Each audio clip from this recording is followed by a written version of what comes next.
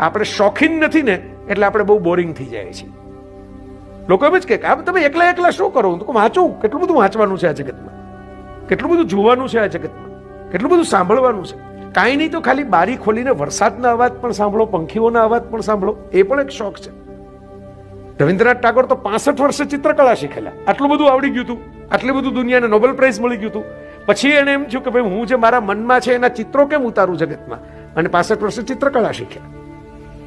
તો કશુંક શીખશો ને તો લાંબુ જીવશો. આ મારું ઓબ્ઝર્વેશન છે. જે લોકો કશુંક શીખે છે ને એને જીવન લંબાવવામાં રસ છે, એટલે ભગવાન એને થોડું એક્સટેન્શન આપે છે કે આને તો હજી નવું જાણવું છે, આને નવું માણવું છે, આને હજી આગળ જવું છે. અને જે લોકો પહેલેથી એમ માની લે છે ને કે 50 વર્ષમાં મને બધી ખબર પડી ગઈ, MBA મને બધું આવડે, બરાબર, એને ઉપરવાળા એમ કહે છે કે તમારો ફેરો તો પૂરો થઈ ગયો, આવો પાર્કમાંથી પાર્કિંગમાં પધારો.